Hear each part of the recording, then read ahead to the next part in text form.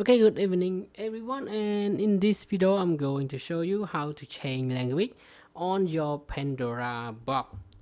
Okay, now I found out the solution how we can change the language option on this gaming box. First of all, you need to find out the small button behind the.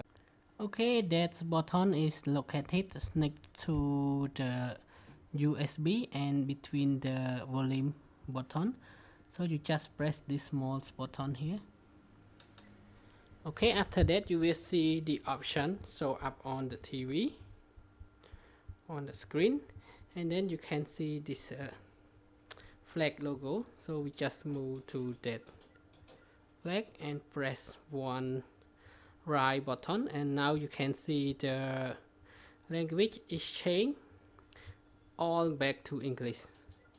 And then we just go down, select save and exit by pressing this A button, and now all the language is back to English.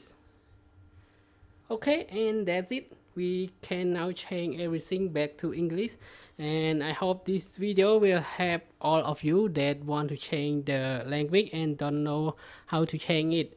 I spend a lot of time finding this solution also, so I hope it will help you and enjoy the game, and thank you for your time watching this short video, and I hope to see you again in the next video. Bye bye and have a nice day.